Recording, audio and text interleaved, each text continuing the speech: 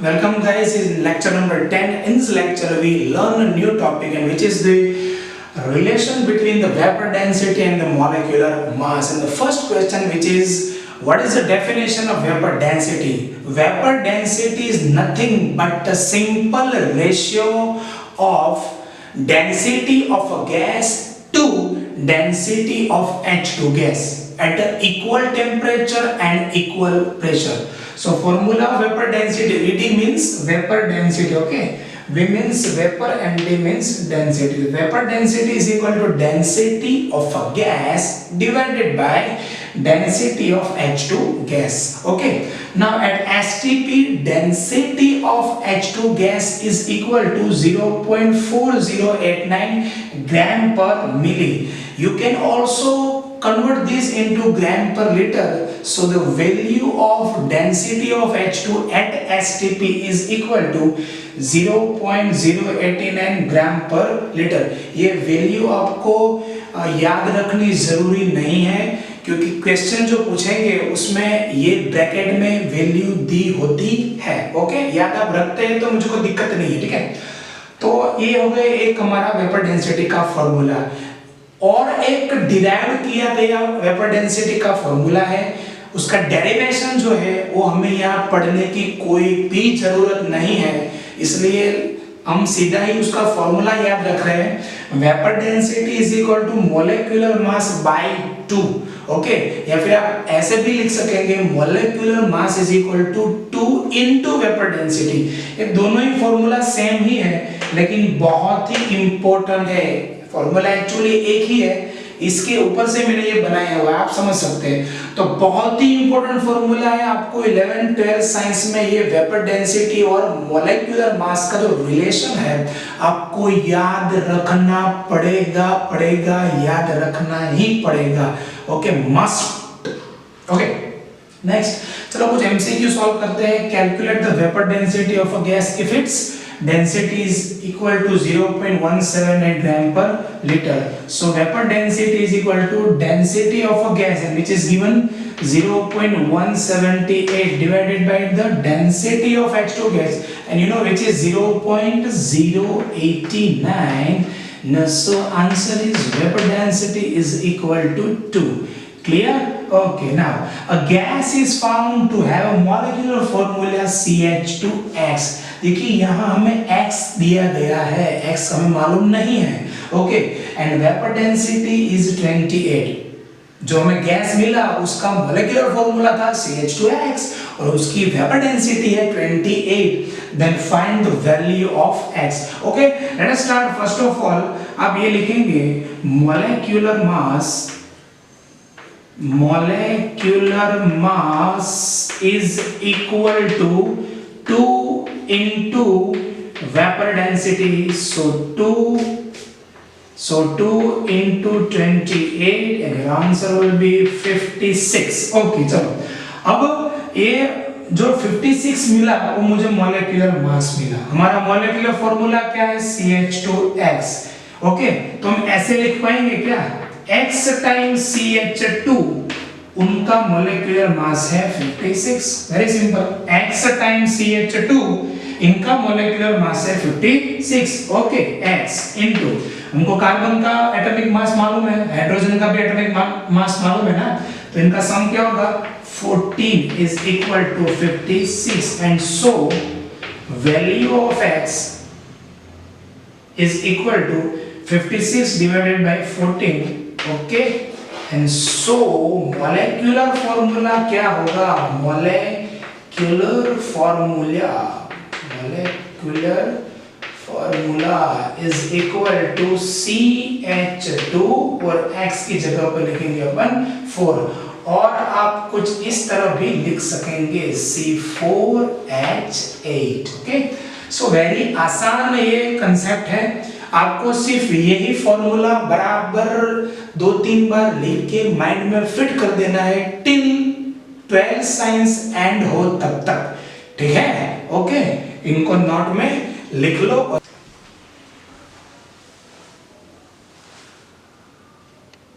Okay guys, let us start the second topic and the main important topic of the lecture number 10 and chapter number 1 also. बहुत ही important topic है, बहुत ही easy topic है, घबरा मत जाना भैया. Okay, and the name of the topic is stoichiometry and stoichiometric calculation. तो पहला तो आपको ये क्वेश्चन होगा, so what is the meaning of stoichiometry and stoichiometric calculation? Okay, चलो ठीक है. इसको समझाने के लिए पहले मैं आपको एक स्टेटमेंट मैंने आपको लिख के दिया है. Nitrogen react with the hydrogen to give ammonia as a product. Nitrogen react with the hydrogen to give ammonia as a product. मान लो कि ये अपना न्यूमेरिकल है, तो स्टोइकियोमेट्री को पढ़ने के लिए पहले करना क्या है, द फर्स्ट राइट इक्वेशन. पहले तो हमें इक्वेशन लिखना है, तो हम इक्वेशन क्या लिखेंगे, इसे यहाँ हमारे न्यूमेरिकल में दिया है nitrogen react with the hydrogen. तो first of all we write here N2 plus H2 will gives ammonia as a product. ठीक है, उसके बाद क्या लिखा है, and balance the equation. Okay चलो, तो नाइट्रोजन यहाँ 2 है, यहाँ तो बंदा नाइट्रोजन सिर्फ एक ही है ना, तो चलो बैलेंस करने के लिए मैं यहाँ लिख रहा हूँ 2. This is in gaseous state. Okay, अब क्या दिक्कत है, अब हाइड्रोजन की जो नंबर है वो कितने हो गए, 6 हो गए. अब इस और हाइड्रोजन कितने हैं, सिर्फ 2 ही है ना, तो बैलेंस करने के लिए मैं यहाँ 3 लिख रहा हूँ ये. ओके, ये भी गैसियस फॉर्म में है और यह भी गैसियस फॉर्म में है. तो यहाँ मैंने पूरा इक्वेशन बैलेंस कर दिया. इसको आप बोलेंगे स्टोइकियोमेट्री. यहाँ सब कुछ फिक्स, हम लोग कुछ कैलकुलेट कर रहे हैं कि नाइट्रोजन यहाँ 2 है, यहाँ भी 2 नाइट्रोजन है, यहाँ हाइड्रोजन 6 है तो यहाँ भी 6 हाइड्रोजन है. तो ये जो पूरा इक्वेशन लिखा है ना, वो बोलते हैं स्टोइकियोमेट्रिक बैलेंस इक्वेशन. ओके, यहाँ हम इनका कैलकुलेट करते हैं कितना है, ये नाइट्रोजन कितना है, हाइड्रोजन कितना है, अमोनिया कितना है, इसका हम कैलकुलेट करते हैं, उसको बोलते हैं स्टोइकियोमेट्री. ठीक है, लेकिन ये बैलेंस करना जरूरी है, इसलिए मैंने लिखा है first right equation and balance the equation. Okay चलो, अब आप कोई आपको पूछ रहे कि चलो इस ये जो है ना इक्वेशन, उसके बारे में राइट अ स्टेटमेंट.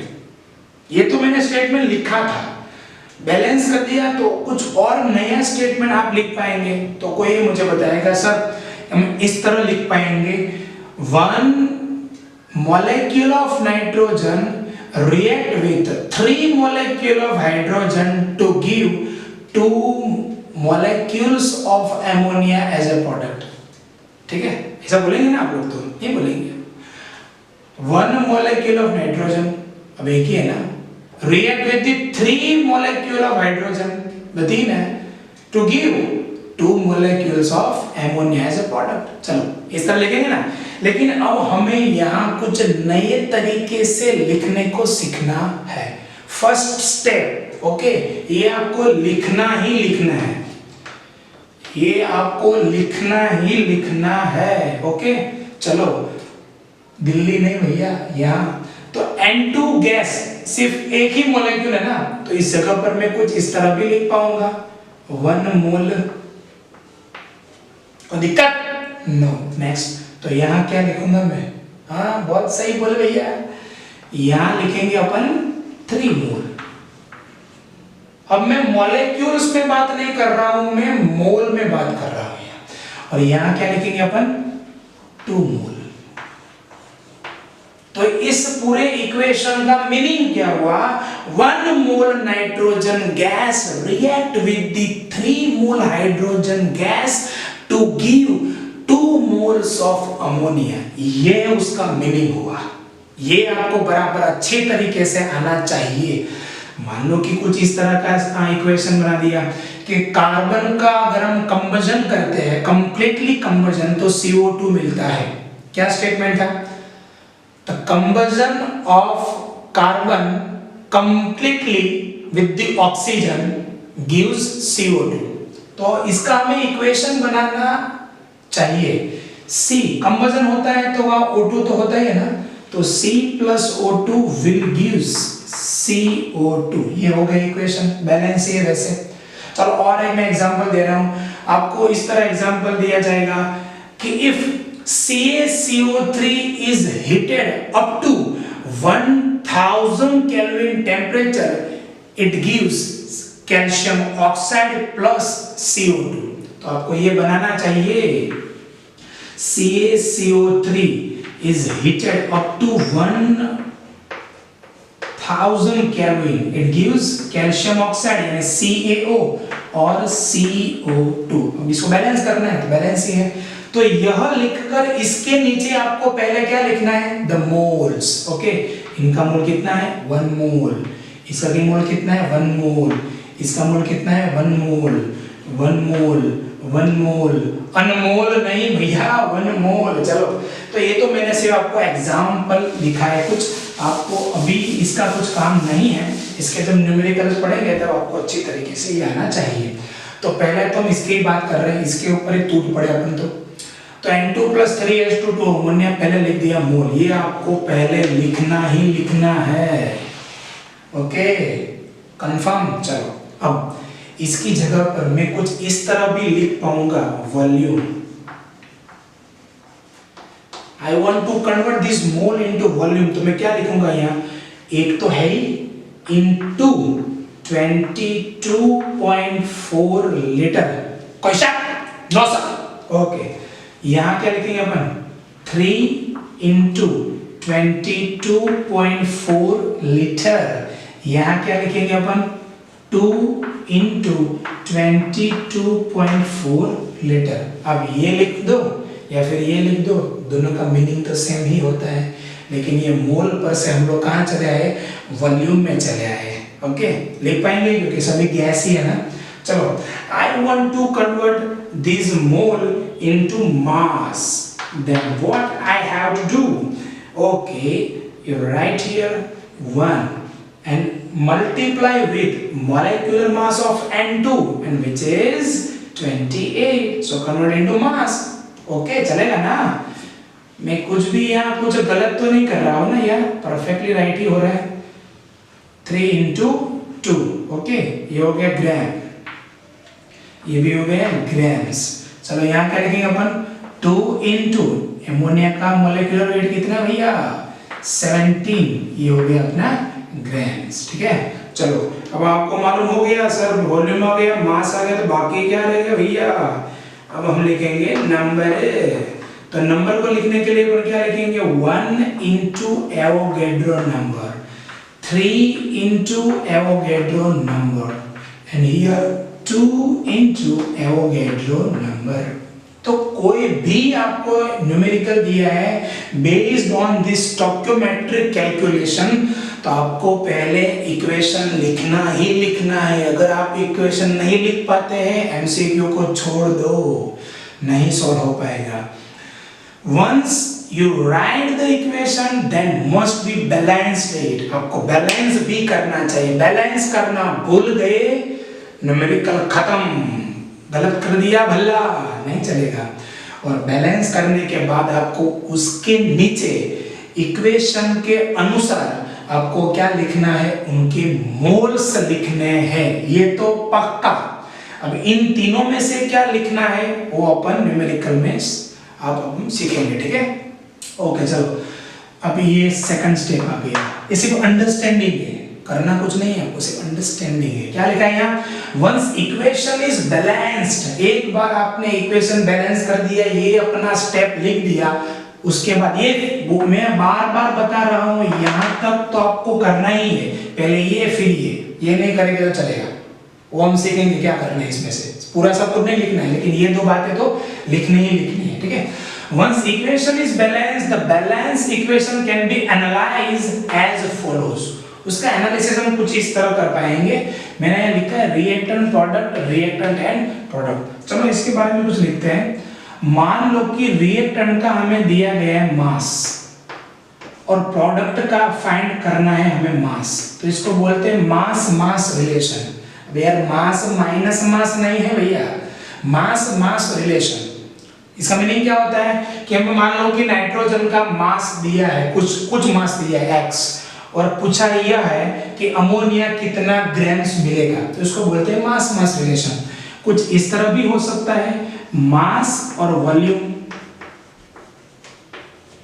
ठीक है, हमें रिएक्टेंट जो है, फॉर एग्जांपल नाइट्रोजन का दिया है मास, कुछ मास दिया है 15 ग्राम, 20 ग्राम, 25 ग्राम, ओके, और पूछा क्या है, अमोनिया का मास नहीं पूछा है, उनका वॉल्यूम पूछा है, कितना लीटर अमोनिया मिलेगा ये पूछा है, तो उसको बोलते हैं मास वॉल्यूम। आपको ये रट्टा नहीं मारना है, ये आपको रट्टा नहीं मारना है, बहुत ही इजी है, मैं सिर्फ रिलेशन बनाना सिखा रहा हूं आपको।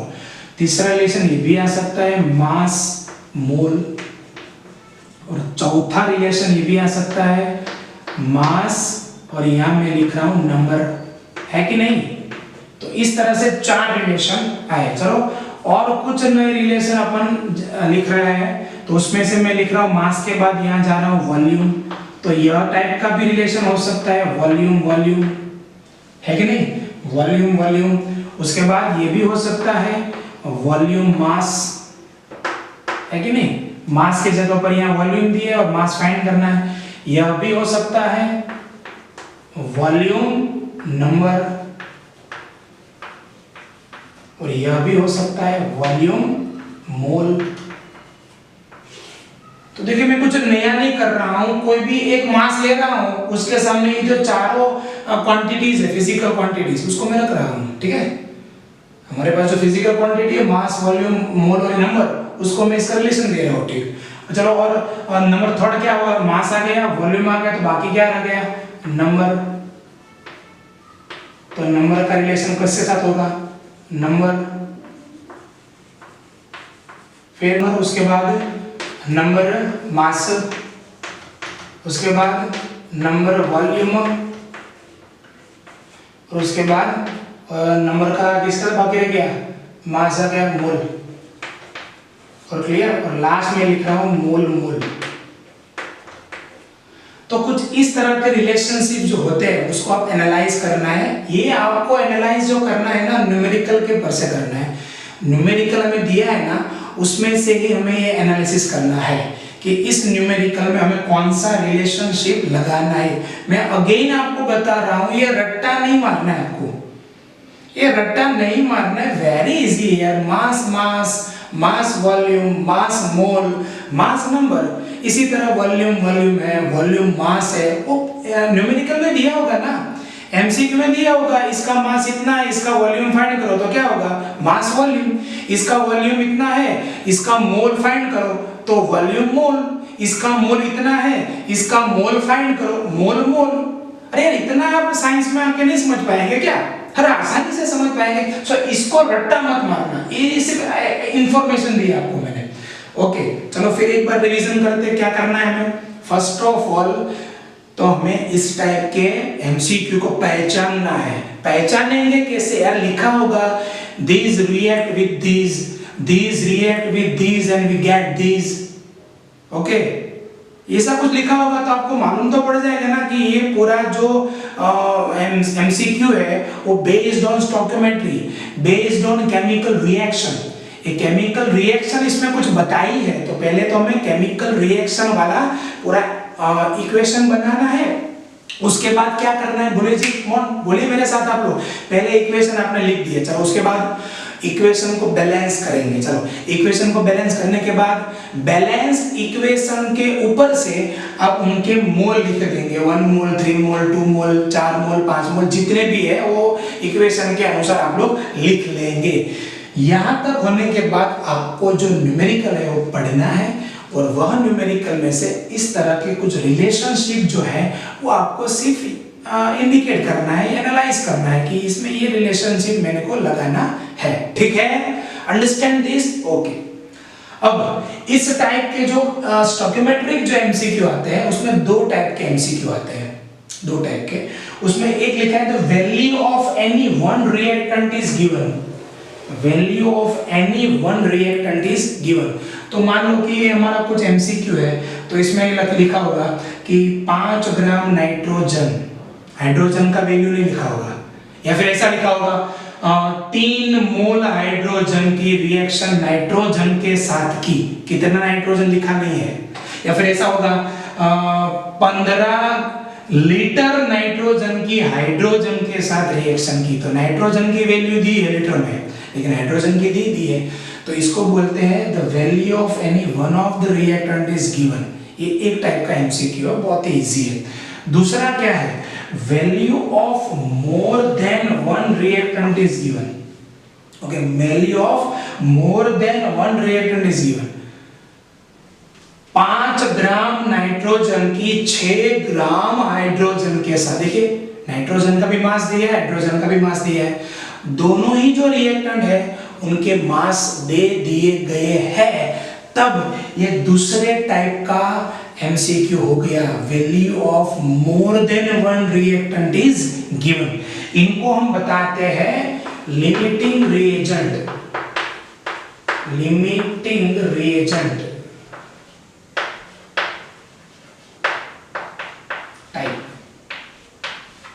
ठीक है, लिमिटिंग रिएजेंट टाइप है। शॉर्ट फॉर्म में अपन इसको लिखने वाले हैं एलआर, नॉट लेडीज रिप्रेजेंटेटिव जो कॉलेज में आती है वो नहीं यार।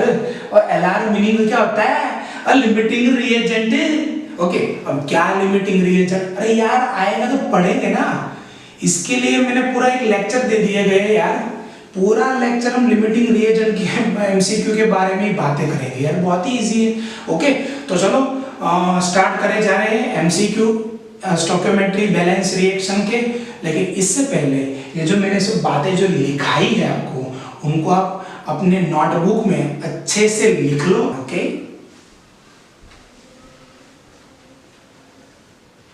ओके फ्रेंड्स, तो स्टोइकियोमेट्री के बारे में हमने कुछ जो पढ़ा अभी उसका हम अप्लाई करते हैं।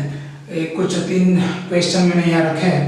The first question is what volume of ammonia. देखिए पहले तो हमें यहाँ वॉल्यूम ऑफ अमोनिया दिया गया है, ऑब्टेन व्हेन 56 ग्राम, देखिए नाइट्रोजन का हमें मास दिया है, रिएक्ट विद हाइड्रोजन। क्लियर?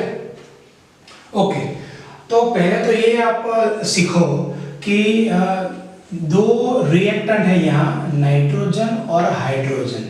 इन दोनों ही रिएक्टेंट में से value of only one reactant is given. हमें सिर्फ नाइट्रोजन का मास ही दिया है, हाइड्रोजन का कुछ भी नहीं दिया है, ना मास, ना वॉल्यूम, ना नंबर, ना मोल। ये ठीक है।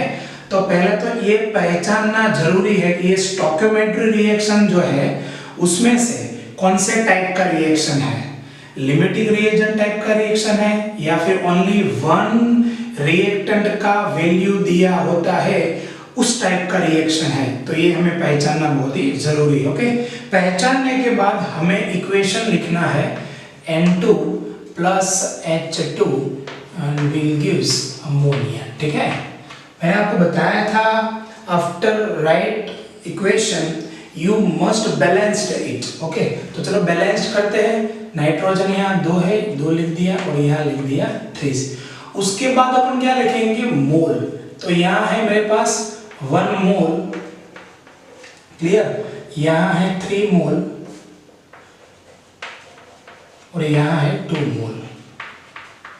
चलो, व्हाट वॉल्यूम ऑफ अमोनिया, हमें अमोनिया का वॉल्यूम फाइंड करना है। इसलिए पूरा जो एमसीक्यू है उसको एनालाइज करने से मुझे क्या मिला कि ये जो रिलेशन है वो क्या है, वॉल्यूम मास रिलेशन है। मैंने बहुत सारे रिलेशन आपको बताए थे ना, उसमें से ये रिलेशन कौन सा है इस एमसीक्यू में, वॉल्यूम एंड मास रिलेशन। तो वॉल्यूम किसका, अमोनिया का। तो यहाँ मैं लिख रहा हूँ 2 × 22.4 लीटर। और नाइट्रोजन को हम कौन से क्वांटिटी में कन्वर्ट करेंगे, तो हम कन्वर्ट करेंगे मास में, क्योंकि यहाँ हमें मास दिया है नाइट्रोजन का। ठीक है, समझते हैं आप लोग कि नहीं समझते? तो मैंने यहाँ लिख दिया 1 × 28 ग्राम्स। ये आपको अगर आता है, हमारा पूरा जो एमसीक्यू है कंप्लीट हो गया।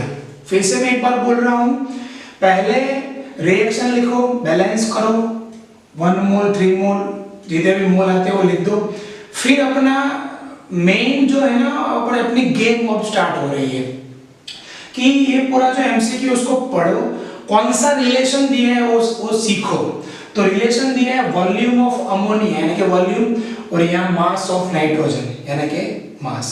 वॉल्यूम मास का रिलेशन हमें मिला। किसका वॉल्यूम लिखना है, अमोनिया का, क्योंकि उसका वॉल्यूम हमें फाइंड करना है। किसका मास हमें लिखना है, नाइट्रोजन का, क्योंकि नाइट्रोजन का मास एमसीक्यू में दिया गया है। बस अपन क्या लिखेंगे, यहाँ लिखेंगे मास और यहाँ मैं लिख रहा हूं volume.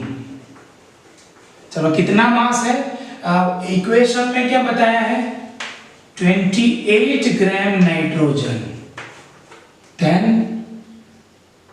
2 into 22.4 liter ammonia obtained.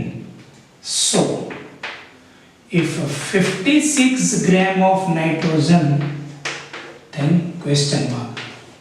Okay, cross multiplication कर दो, 56 into 2 into 22.4 divided by 28, and so answer is 89.6 liter NH3 obtained.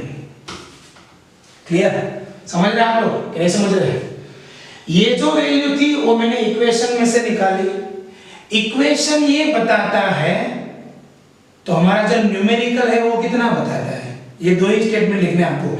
ये जो पूरी लाइन है रिलेशन वह मैंने इक्वेशन में से निकाला, और ये जो क्वेश्चन मैंने किया वो कहां से किया, मैंने न्यूमेरिकल में से किया। कंप्लीट, ओके चलो। In photosynthesis reaction CO2 react with H2O, CO2 react with H2O and what gives glucose, C6H12O6 and liberate oxygen. Okay, clear.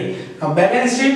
Here 6 carbon are there, 6, 12 hydrogen 6 and here 6. Okay, balance reaction होने के बाद अपन क्या लिखने वाले, मोल।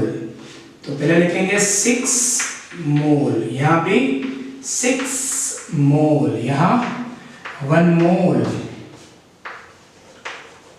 1 मोल और यहाँ 6 मोल। Clear, okay. मोल को लिखने के बाद अपन रिलेशन फाइंड करेंगे। 88 gram CO2 react completely with H2। देखियो CO2 और H2O जो है दोनों ही यहाँ रिएक्टेंट है, लेकिन इन दोनों में से हमें किसकी वैल्यू दी गई है, सिर्फ CO2 का ही हमें मास दिया गया है, H2O का कुछ भी नहीं दिया गया है। तो ये कौन से टाइप का एमसीक्यू हो गया, value of only one reactant is given. ठीक है, तो चलो हमें यहाँ से मास मिला CO2 का मास, तो हम CO2 को मास में कन्वर्ट करते हैं, 6 into 44 gram. Okay, next, then how many molecules of glucose form, हमें ग्लूकोज के मॉलिक्यूल्स फाइंड करने हैं, यानी कि नंबर हो गया, तो मास नंबर रिलेशन हो गया, तो इसको हम नंबर में ट्रांसफर करेंगे। क्यों? क्योंकि हमें यहाँ ग्लूकोज के मॉलिक्यूल नंबर फाइंड करने हैं। तो मैं यहाँ लिख रहा हूँ 1 into n, बस आपको यही आना चाहिए। अब तो सिंपल क्रॉस मल्टीप्लिकेशन के लिए क्या लिखेंगे, पहले यहाँ मैं लिख रहा हूँ मास और यहाँ लिख रहा हूँ नंबर। Clear, okay. मास कितना है, 6 into 44 grams of CO2, ये हमें इक्वेशन बता रहा है ना, तब Na ग्लूकोज मिलेगा, Na C6H12O6। So in our numerical 88 grams, 88 gram CO2 हो गए, तब क्वेश्चन मार्क, तो कितना मिलेगा, इसकी वैल्यू लिख दो, 88 into Na divided by 6 into 44। Okay, इसकी वैल्यू रख दो, मेरा आंसर आ जाएगा 2.007 into 10⁻³ glucose molecule। Complete, okay. Next MCQ number 3, what mass of CO2 obtained when 100 kg CaCO3 is heated? This is CaCO3. If you heated CaCO3, we get CaO plus CO2. Here 1 mole, again 1 mole, and again 1 mole. इस 1 मोल को हम किस में transfer करेंगे, मुझे CaCO3 का क्या दिया है, मास दिया है, इसलिए मैं इस CaCO3 को 1 मोल जो है उसको मैं मास में ट्रांसफर कर रहा हूँ 1 into 100 ग्राम। ओके चलो, CO2 का मेरे को क्या फाइंड करना है, मास फाइंड करना है, तो यहाँ फिर मैं लिख रहा हूँ 1 × 44 ग्राम। Okay complete. तो ये कौन सा रिलेशन है, mass mass. Okay 100 gram CaCO3, 44 gram of CO2, then 100 मैं किलोग्राम को जो है उनको ग्राम में कन्वर्ट करता हूं तो क्या होगा 10³ gram of CaCO3 and how many. तो आंसर मेरा आएगा 44 × 10³ gram CO2 and is equal to 44 kg CO2। ठीक है, तो क्या पूरा टर्म ये अपना ये सिस्टम अपनी ये हुई कि पहले इक्वेशन लिख दो, उसको बैलेंस कर दो, फिर मोल लिख दो, फिर हमें रिलेशन फाइंड करना है। यहाँ अगर वॉल्यूम फाइंड करना है तो एमोनिया को मैंने वॉल्यूम में ट्रांसफर किया, नाइट्रोजन का मुझे मास दिया था तो मैंने इस मोल को मास में ट्रांसफर किया, CO2 का मुझे यह मास दिया गया था तो मैंने CO2 को मोल में से मास में ट्रांसफर किया।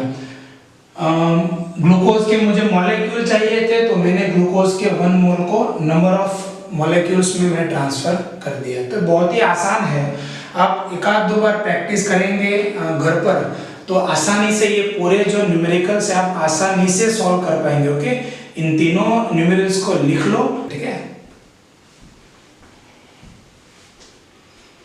ओके गाइस, चलो अब लास्ट 2 न्यूमेरिकल करते हैं इस लेक्चर के, उसके बाद अपना लेक्चर खत्म। ठीक है, तो if 1.5 moles of oxygen combine with aluminum to form Al2O3, first of all we write equation Al plus O2 and we get Al2O3। Okay, balance करते हैं इनको, यहाँ 2 लिख रहा हूँ मैं, यहाँ 4 और यहाँ 3। चलो फर्स्ट स्टेप क्या है अपना, मोल लिखना यार, तो अपन लिखेंगे यहाँ 4 मोल, 3 mole and 2 moles. Clear? Okay, अब अपन को रिएक्शन में 1.5 मोल्स ऑफ ऑक्सीजन, तो ये जो O2 है उनके तो मोल दिए हैं न्यूमेरिकल में, तो ये मोल को हमें कुछ भी ट्रांसफर करना है, इसको टच भी नहीं करना है। ठीक है, डोंट टच। अब फाइंड क्या करना है, द मास ऑफ एल्यूमिनियम। तो एल्यूमिनियम का मास फाइंड करना है, इसीलिए मैं क्या करूंगा, इस 4 मोल को मास में ट्रांसफर करूंगा। सो इसका एटॉमिक वेट है 27, ये हो गया gram. Okay, aluminium is equal to 27, ये अपनी न्यूमेरिकल में दिया हुआ है। चलो ठीक है, पूरा कंप्लीट। अब क्या अपन लिखेंगे, रिलेशनशिप, यहाँ है मोल्स और यहाँ है मास, तो मैं लिख रहा हूं मोल और यहाँ मास। इक्वेशन क्या बताता है, 3 मोल O2 यूज्ड। तब एल्यूमिनियम कितना यूज होता है, 4 into 27 ग्राम। हमें न्यूमेरिकल में क्या दिया है, 1.5 मोल O2, तब क्वेश्चन मार्क है, तो इसका क्रॉस मल्टीप्लिकेशन कर दो, 4 into 27 into 1.5 divided by 3, answer आ जाएगा 54 ग्राम एल्यूमिनियम हमें यूज करना पड़ेगा during this reaction. How many moles of potassium chloride, यहाँ हमें इक्वेशन दिया होगा एग्जाम में, KClO3 will give KCl plus 3/2 O2, ये हमें रिएक्शन एग्जाम में दिया होगा। ठीक है, तो how many moles of potassium chloride, तो पहले तो अपना क्या काम है, 1 मोल, यहाँ भी 1 मोल और यहाँ 1.5 मोल। चलो रिलेशनशिप फाइंड करेंगे, पोटेशियम क्लोराइड के मोल्स हमें फाइंड करने हैं, तो इस पोटेशियम क्लोराइड को मैं टच भी नहीं करूंगा, यूं ही रहने दो, उसको पड़ा रहने दो यार। प्रोड्यूस 11.2 लीटर O2, यानी कि O2 का मुझे यहाँ वॉल्यूम दिया है, तो मैं इसको वॉल्यूम में ट्रांसफर कर दूंगा भैया, 1.5 into 22.4 लीटर। कौन सा रिलेशनशिप हो गया? वॉल्यूम एंड मोल। पहले वॉल्यूम, मोल में फाइंड करने हैं, इसलिए मैं मोल इस और लिखूंगा। हमें इक्वेशन पर से क्या मिल रहा है? 1.5 into 22.4 litre O2 is liberated when 1 mole KClO3 is heated. Then to produce 11.2 liter O2 is the question mark. Okay, तो आंसर अपना क्या हो जाएगा? 1 into 11.2 divided by 1.5 into 22.4. So our answer is 1/3 mole KClO3 need to be heated to produce 11.2 liter O2 at NTP, normal temperature and pressure. STP में आता है 273.15 kelvin, NTP में आता है 298 केल्विन। ओके, तो इस तरह हमने आज स्टोकियोमेट्री के बेस्ड जो एमसीक्यू थे वो कंप्लीट किए। लास्ट बार बोल रहा हूँ, पहले न्यूमेरिकल को पढ़ो, जो रिएक्टेंट के बीच रिएक्शन दी गई है, कौन सी प्रोडक्ट मिली है, ये सभी कुछ न्यूमेरिकल में दिया होगा। इक्वेशन लिख दो, बैलेंस करना जरूरी है। बैलेंस करने के बाद इनके मोल लिख दो बैलेंस इक्वेशन के पर से, और फिर न्यूमेरिकल में से रिलेशनशिप फाइंड करना है। ओके, अगर एल्यूमिनियम का या कोई भी रिएक्टेंट का ग्राम दिया है तो उनको ग्राम में कन्वर्ट करो, मास में। वॉल्यूम दिया है न्यूमेरिकल में तो वॉल्यूम में कन्वर्ट करो, नंबर दिया है तो नंबर में कन्वर्ट करो। इसी तरह प्रोडक्ट को भी हमें कन्वर्ट करना है। क्लियर? और फिर हमें क्रॉस मल्टीप्लिकेशन करना है। इतना हो तो इतना, तो जब इतना हो तो कितना। ये जो पहला जो है वह इक्वेशन पर से आएगा, और जो दूसरा जो क्वेश्चन है वो न्यूमेरिकल पर से आएगा। Okay, clear? Complete the lecture number 10। Bye bye.